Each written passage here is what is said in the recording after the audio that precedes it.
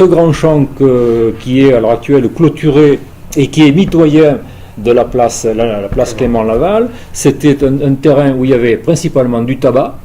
Il y avait les 5 ou 6 rangs de vignes qui étaient du côté de chez mes parents avec les rangs de pommiers. Il y avait énormément de tabac, parce qu'à l'époque, le tabac était une rentabilité, le fameux séchoir à tabac.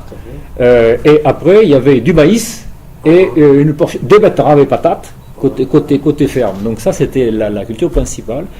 Du côté donc de la place Clément Laval, je ne me souviens pas quel type de culture il y avait. Pour moi, j'ai le mémoire de cette chaume qu'il y avait. Céréales, possible. Oui, oui. Et cette place donc est restée en friche pendant un certain nombre de mois voire d'années.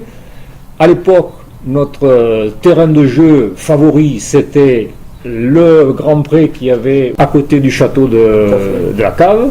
Il y a eu un début de construction et c'est là où on a muté, on a fait des feuilles, c'est notre terrain de jeu de foot, c'était ce grand champ. Oui, mais d'abord il y a eu l'école, la commune, bon, elle avait déjà une école sur Marsac, mais elle a dit, bon, comme il y a du monde à la prunerie, et ils ont fait une école à la prunerie qui a été faite, la première école était en bois.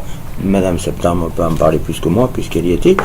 Et monsieur le maire de l'époque a décidé de faire justement ce lotissement à Place Clément Laval, qui a été fait, qui a 18 lots. Ils ont fait ce lotissement et qui s'est construit petit à petit, parce qu'il y avait les écoles et l'usine Bongrain, et pour que ça amène du monde et qu'on puisse loger aussi une partie des gens de l'usine. Voilà, ça avait été fait dans ce sens-là.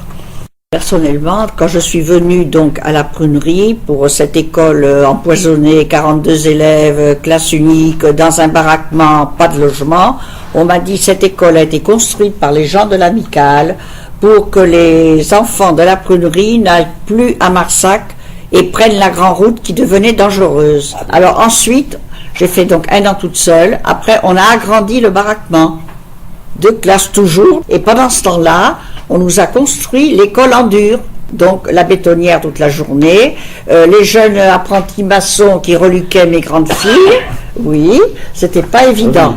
Donc on s'est trouvé après avec une école en dur, ah, c'était beau là, parquet vitrifié, chauffage central, alors là nous étions les reines, et 3 classes. C'est là qu'est venue Madame Rafaillac.